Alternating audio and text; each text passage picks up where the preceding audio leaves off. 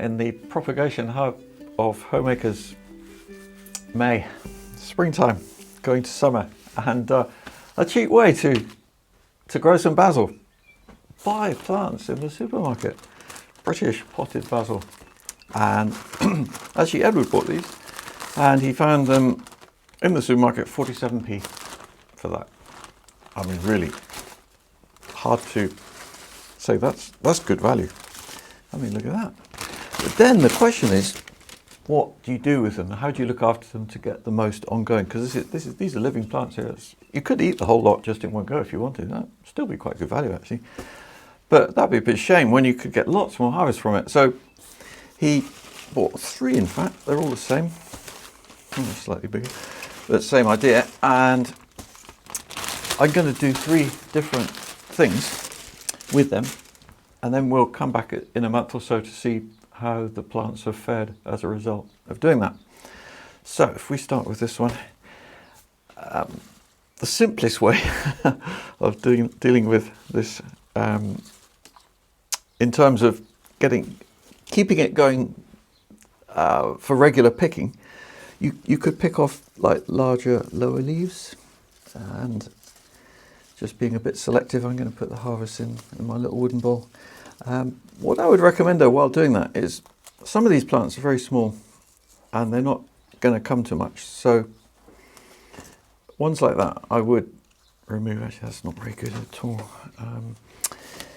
Whereas the few big ones, in fact, gosh, I hadn't looked at these before, by the way. So, you know, I'm coming to it kind of new, like you would if you were buying them. And yeah, my selection here would be, or my choice would be to thin them out a bit. There's a lot of plants. They've really gone for it with the seed. One way to choose or discover the weakest plants is to look at the thickness of the stems, and you see some of them are really fat, like that one, and like those 2 are pretty thin. It's sometimes easier to do that than look from above and see which have the best leaves. There's 2 more really thin stems. Take them out. So already there's a lot of harvest coming here. And then, actually look, there's one that's broken. The stem is broken. If that happens, you're not going to save it. It's going to not grow anymore. Yeah, I'll take these 3, these 4 even. So this is turning into a bit of a thinning job. This wasn't quite planned actually, but you know, this is what will give you much better result going forwards. So possibly stop there, maybe take one more, take that one. Now we have in this pot 1, 2, 3, 4, 5, 6, 7.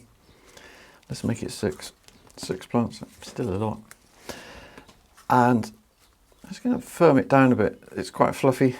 It's feeling pretty moist actually. They recommend watering from below, so we'll do that at the end for all of them. Yeah, actually, see, there's 2 ways of picking basil, and we're going to do them differently. Like this is one way, where you take off the lower leaves. Before too long, they would go yellow anyway, and then you keep picking the new leaves as they grow up. There's one more small plant there. Come out. So we are now down to 1, 2, 3, 4, 5. That is good. They incidentally will pick up a bit once they get a bit more light. But having said that, of course, they're going to be on a windowsill, like most of people would grow them if you haven't got a greenhouse like this. So what I would do is put them that way around so they'd lean over a bit more towards the light. That's just one small thing. But they're always going to be a bit long. So it might be worth putting in a little stick with a tiny bit of string around. I can show you that right at the end. Okay, pot 2. Now this is going to be a similar story, but actually maybe it's not. Maybe not. What I want to do here, I want to show you, is taking off the tops so that you get side shoots from lower down. But because these have got very tall, that's actually going to be quite difficult. The way a basil plant grows, if I take one out, a bit of a sacrifice here, but to show you. So you can see that there's side shoots coming out there. And when you take off the top like that, it's not terminal at all, because the plant now is going to grow 2 nice new side shoots similar to what I just took off, a bit smaller, on that stem. The problem is, because these have been sown so close together, they've drawn each other up. This is one reason for giving plants nice spacing. So what I'm going to do here actually is the opposite to what I did in the first pot. I'm going to take out the biggest ones. Oh, that wasn't the biggest one. Here's the biggest one. Take the harvest, and that way we're going to have reduced height, which will be easier for maintenance going forwards. Like that. Maybe one more. Then I'm going to thin out what's left. So you can see for the 2 pots, 94p already. There's quite a nice little harvest. Now I'm going to thin out the real tiddlers. Usually with like seed that you sow, there's a few plants with quite a poor genetic hand, and they're the ones that come out smaller normally. Maybe not ever going to get really big, so good to remove them. And then you can see what we've got left after that. Will be quite a nice selection of plants, and these are the ones, oh, are still tall. I want to get it down so there's more chance of getting some side shoots lower down. I'm going to risk it. I don't know if you can see that one. There's the faintest hint of a side shoot on that. So these are going to look dramatically small, but it'll be a nice example for you to see, because when we come back, we'll see to what extent these have grown from out of their little, wow, yeah, do you know, I don't know if that will, maybe I'll take that one out. Some will, but some have drawn up too much. Really what I want to do is not take them down too much. If I take them down to the cotyledons, which is, cotyledons are these very first little baby leaves, they're called the 2-leaf stage when you see the cotyledons, and I don't know, because I've never done this actually with my own plants, because they don't get this tall, but I'm going to try it and see what happens. Something will, I'm sure. We're definitely going to get some regrowth here. It might not be quite as much as I'd hope, but having said that, the net effect now is a big thinning of the plants, as you can see. If we already compare these, and that does look dramatic, and it will be a while before there's a second harvest on that, but the result might be that these live for longer. So it's just looking at these kinds of options and what you've got. And the third one would, I want to do the classic, taking it out of its pot. Incidentally, I noticed these are 2 pots. They've probably done this for extra stability, but wow, you've got 3 pot there. So, to what extent can we break these apart? And again, there's some pretty weak and miserable ones there. What I think will work the best is to pull off sections. So I'm pulling a few plants together here. I'm not trying to isolate them one by one. If I do that, they'll probably break. But look how those are coming apart quite nicely. Then if we do that, maybe I'll go for 3 or 4. Here's another real weak one and another real weak one. Here's a nice little clump along the edge. Yeah, they're breaking apart. And then one more, so it looks like we're going to get 4. Take that one out and that one. You know, this is like where you can be a bit creative. You can see how it's a nice potting compost they've used. It's very light and fluffy, and that means that the roots tease apart very well. And you can actually see, you know, this is a good nursery. They're doing it, really done it good. Look, it's very light feeling, but it's holding moisture. Edward bought these yesterday. They've just been in the pot. We haven't done anything to them, and there's still plenty of moisture there. Plants are in good condition, so all good really. So again, if I thin out a bit here, each one of these now is going to go into one pot. And I'm just thinning out the real babies. We'll see if we can get these to grow a little bit more. I mean, this one could be interesting. If I take that one too, we will then have just 2 plants in that pot, and that'll make an interesting comparison. I'm tempted. I'm tempted to take more out here. In terms of long-term growing, you know, you are better off to, God, damn it. Let's keep 3 in this one then. Ooh. Right, so that one's got 3. This one can have, well, I'll keep those 4. And this one can have lots. Well, actually 5. Yeah, so we've got all different numbers. Okay, so what I'm going to do actually is I'm not going to use those, maybe because I'd quite like to use slightly bigger ones, which I have here. Where did I put them? Oh, here they are. I've got a bucket of compost. I mean, you could, at a push, you could do this in your house. You know, if you get a bucket with some compost in, just get a few pots and potting them on. What I'm looking to do is get this in quite deep. So I want to bury that much stem. And that way, rather than having plants waving around, going up higher than we want, it's fine to bury stem. It means you're reducing the height of the plant. So I'll put it in right before I even put much compost in. Then just fluff compost around. It's amazing doing potting on like this, how, I wouldn't say you're being rough, but you know, you don't have to be that precise or anything. And there it is, potted on basil. So from the one pot of those, we will have got 4. And then I'm just going to pick them a bit and we'll see how much harvest we have at the end. This, by the way, is organic potting compost, multi-purpose seed and potting. Or no, potting and container compost it's called. Compost for potting, in America called potting soil, comes in so many different names, and it can be confusing because different companies use different names to describe quite similar products. And if you look, in general, if you look for all-purpose or general purpose compost, that's probably your safest option, and you can do most things with that.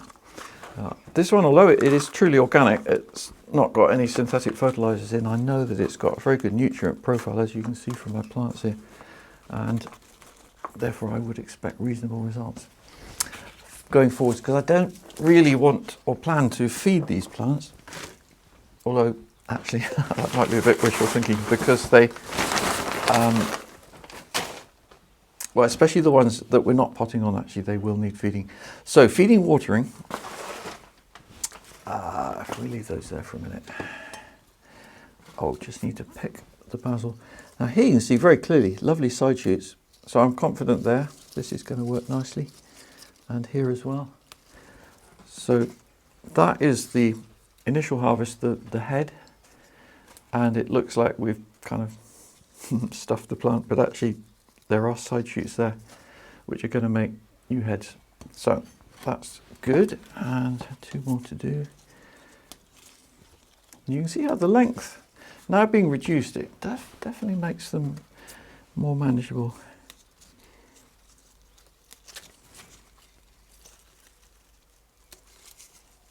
Yeah, I'm liking this. This basil is almost certainly sweet Genovese, which is the standard bush basil with large leaves, and that's one reason why they're offering it for sale. So there we have it. I'm going to put these in the window of the conservatory in the house to replicate how you might grow them. You know, here it's different because it's full light all around. It does make a difference in the conservatory. So just to confirm, we've got the ones that I've thinned a bit and picked the lower leaves, top still there. The ones I thinned a tiny bit, but again not too much, and pinched off the tops. And then that's all from one pot, separated plants, pinched out the tops, but also potted on so that the stem is buried. And I'll see you in a few weeks, see what happens.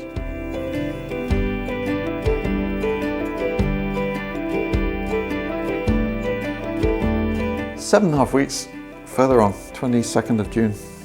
Look at the results. We have some nice growth and I've had some nice harvests.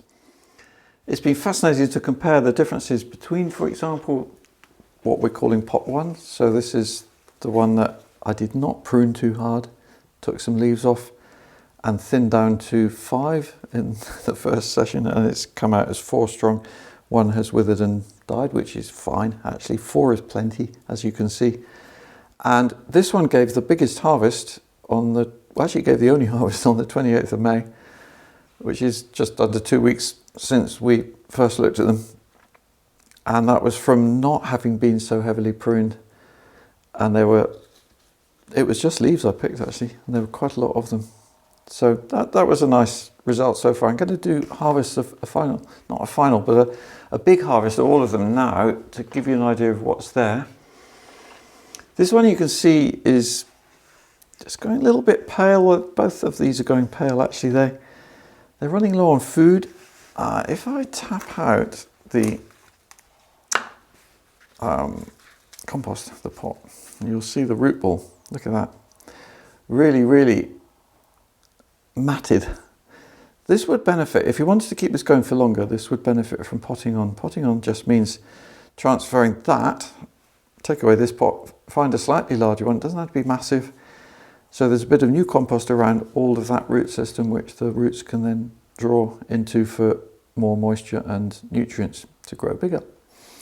Otherwise, you could feed this. I've not fed these at all. So I am impressed with that original compost. It was a good one. You know, it's not giving up just like that. If it was really poor compost, these would be going very yellow by now. But they are also helped by this conservatory being not your typical window. I'm afraid I can't give you that. Well, I could have actually. I could have put them in my kitchen. That's a bit more gloomy. But since we have the conservatory here, and it's kind of easy to keep an eye on them and look after them in this space. So I've been watering them from above. We've got light on two sides, actually not above, but two long windows, and it's quite warm in here. The average temperature night and day is probably around 20 centigrade, high 60s Fahrenheit, which is close to nice for basil. Whereas even in the greenhouse, on some days will be hotter, but the nights will be cooler, and that evens out to probably similar actually to what's in here. What's not in here is the extra light of the greenhouse. So that's pot 2, and this one gave no harvest on 28th of May, but it actually gave the most harvest on the 6th of June when I did a second harvest, and I think because its roots hadn't been disturbed unlike those, and there were new shoots from what we saw as the tiny side shoots. So about 3 weeks after the initial really severe harvest, the little side shoots, which we can see more of now, had turned into what we can see as new side shoots, which are like that, or new shoots I should say. And this is the third collection, the 4 pots I created from potting on the divided root balls of that one plant. And it's a pretty nice result. This we're set up for basil for the summer here. And again, I could tap out one of these. This is actually the one that had 2 plants, and you can see how strong both those stems are. Really fat stems, that's a good sign. And strong roots as well, but nothing like the same amount of roots as in the first pot. This is bigger amount of compost. It was new compost, and it's only 2 plants. And the harvest these gave on 28th of May was nothing, and on the 6th of June was almost as much as those, but not quite. Today it's going to be way ahead, so let's go straight into harvesting. I've got a little bowl there to put the leaves in, and actually I'm going to leave it there while I do this. I'm going to do this pretty quickly, not too precisely, but just to give you an idea of what the plants look like before and after. I'm taking off what I call shoots. So again, it's taking off the whole kind of growing points, and I'll also take 1 or 2 leaves. And these leaves, for example, they are going quite pale. They're so edible, you know, just not dark green. But if they're left much longer, they'll go probably quite yellow. So why don't we eat them now? If I took all of these off, wow, this is quite extreme. But it's, you know, to give you ideas as much as me learning actually as well.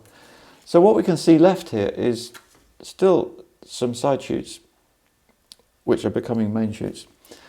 And this is a bit like what I did to pot 2 in the beginning. This will regrow, but quite slowly. If I give it some food, standard pot food, that will give a nice result going forward. So this could still carry on cropping through the summer. Now, how many grams do we have there? 7 grams. Now, that's interesting. So that is what 7 grams looks like.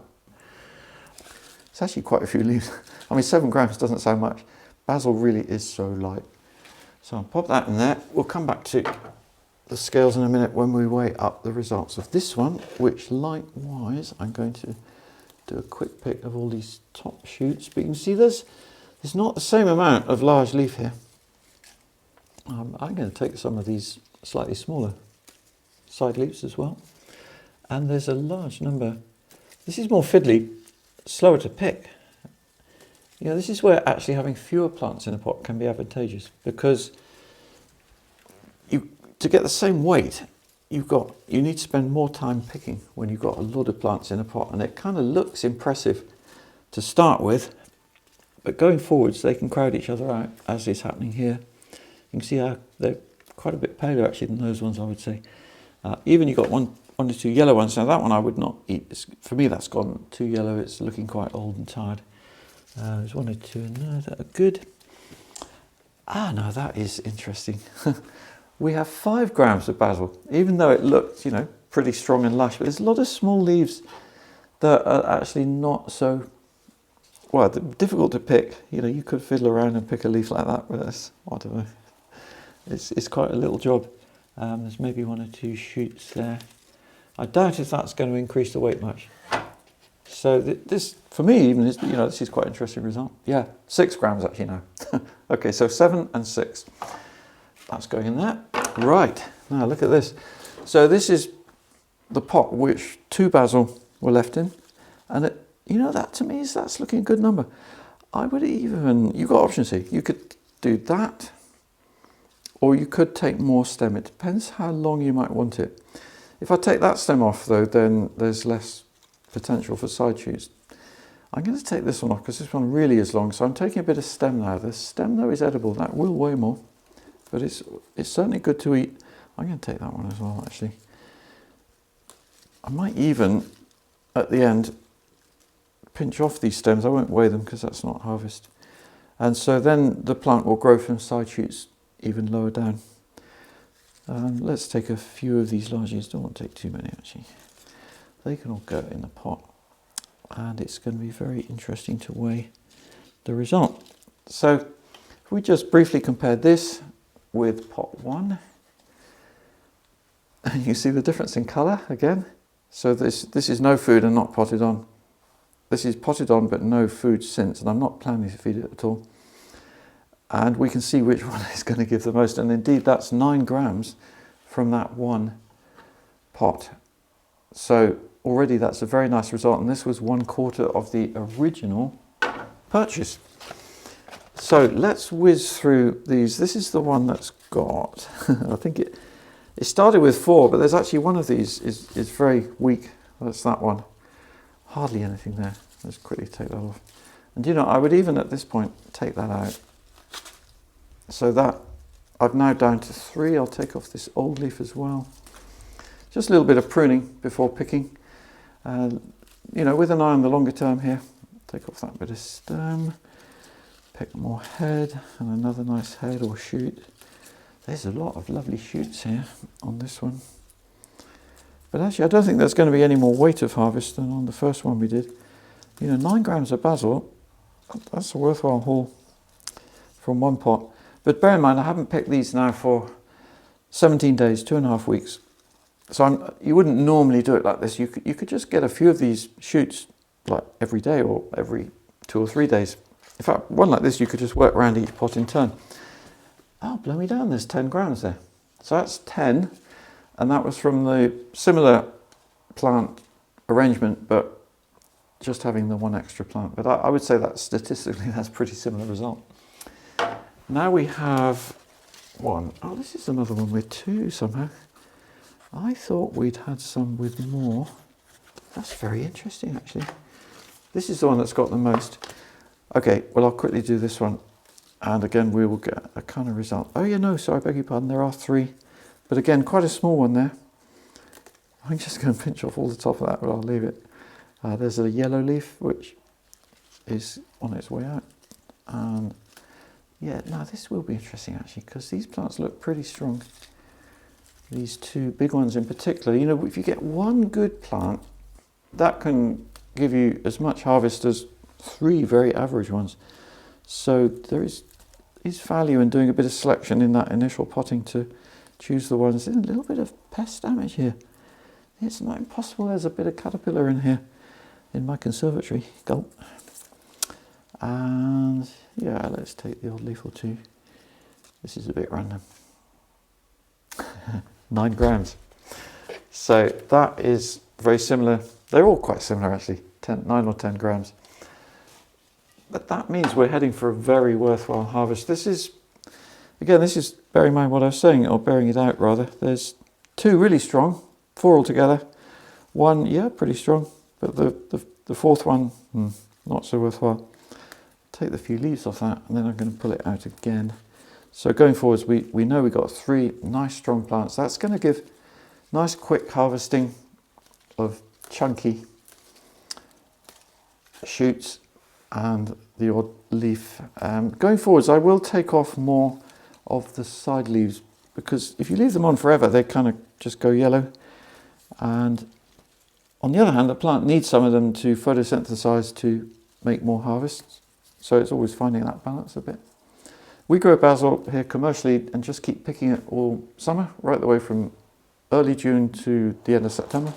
That's 4 months nearly, same plants, and just keep picking them really hard. We do that once a week for commercial reasons, but you could do it every day. But it's totally fine to pick them, you know, to that level of, I don't know how quite to describe it. I was going to say hardness, and actually this is the biggest harvest, but 11 grams. I mean, but I've got a bit of stem in there, it must be said, if I took those out. But, you know, that is edible. It's soft and tender, still 11 grams. So that's 11.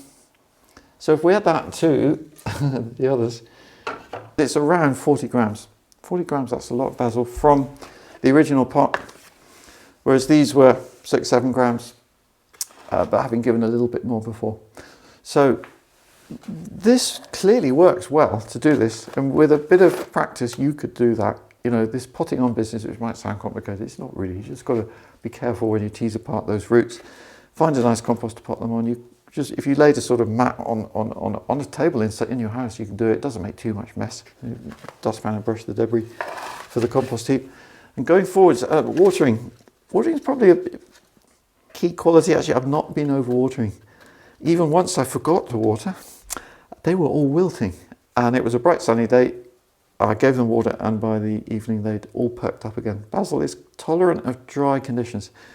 So I always say, water your basil less rather than more. Don't ever get it so that the pot feels really heavy. You want to keep them on the light side with enough water, but not too much. These ones are also really dried out, and these definitely need feeding. Going forwards, you know, they've all given a nice result. These need feeding, these need just a lot of picking. And I hope you've enjoyed getting some ideas of how to look after basil.